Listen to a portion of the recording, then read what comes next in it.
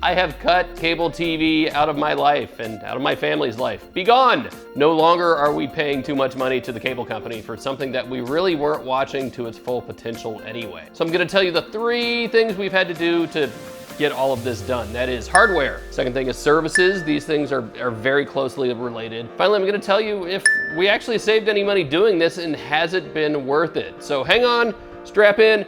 Here we go, gonna tell you all about cutting out cable from my life.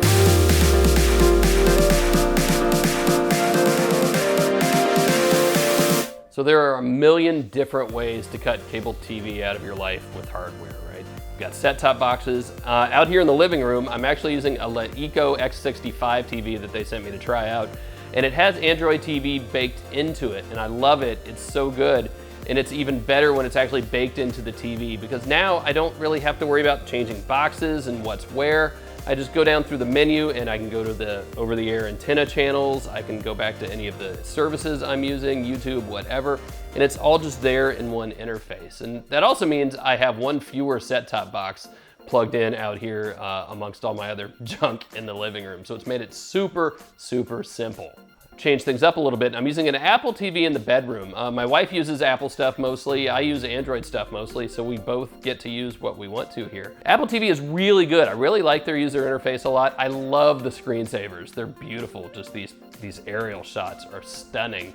Now, the one thing I can't stand about Apple TV though is the remote, and this is not a new phenomenon. It's been pretty bad for a long while now. Get rid of it. I'm using a Logitech Harmony remote system that also controls Philips Hue lights, so it's really cool. It kind of kills 2 birds with 1 stone there. So Apple TV in the bedroom, Android TV built into the X65 out here in the living room. So if you want something that's just really good for most people and you don't care about it being Android or Apple or whatever, get a Roku Ultra. Roku is really the best box for most people, and it does almost everything. It'll do Google content. It'll do Amazon content. One thing it won't do is Apple content, but it pretty much covers all your other bases.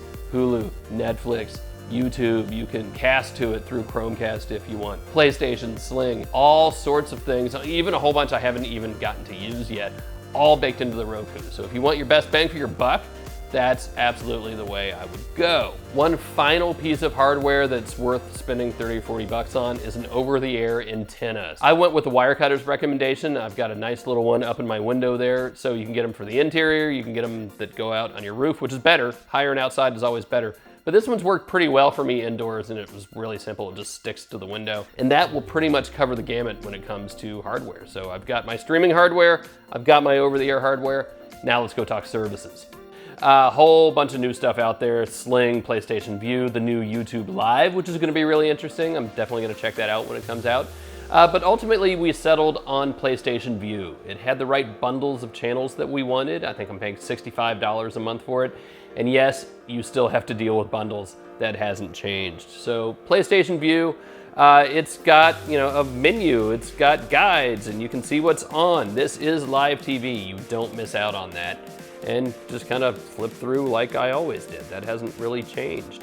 Streaming quality is generally pretty good. Even on different kinds of hardware, I occasionally have things lag on me a little bit. That's not necessarily the hardware, right? It's not even necessarily my internet speed. It can just be the stream itself. There are a lot of variables there. It also has recording, sort of a DVR service, so you can favorite a show and then record at your leisure and watch whenever you want to. But generally speaking, it's almost as good as cable TV, and certainly for the amount of money I'm saving. So has any of this been worth it? Yes. We went into this exercise knowing that we were doing it to try to save money. So we did our homework and we've been keeping track and said, all right, here's how much we were paying for cable before. Here's how much we're paying now. My cable TV bill was about $152 a month. That's not including internet where I am. And now we're paying an extra $65 for PlayStation Vue for about a $91 total of all our streaming services. So we're absolutely saving money. And when you remember that we're no longer paying, fees and rental costs on cable boxes, which was just horrible, it's really brought everything down a bit. And we're saving about $800 to $900 a year. Now to me, that's worth it. Is it as easy as cable TV? No, it's not. Instead of just one box, you have to remember where everything is. The remotes aren't as good. good, but I'm saving a lot of money and I'm not really watching any less. That's the cool part. I figured it would be such a pain that I just wouldn't want to do it anymore, but it really hasn't been that bad. And it hasn't been that bad for my wife and kids too. It's one thing for me to deal with this stuff. My brain works that way. Is it as easy as cable TV? No, it's pretty easy though, and mostly as good. And especially when you consider that I'm saving $900 a year now, that really started to add up, and for us it made total sense. So to recap, in the living room I have an Android TV that's built into this LeEco TV, but what you're probably going to want to do is get a Shield TV. That's the only Android TV box you need to consider. So I've also got an Xbox One S out there, a Sonos Play 5, I'm using Logitech Harmony Pro for my remote, I've got a Nintendo Switch out there just because, Philips Hue, and I've got a Vizio soundbar that everything is running into.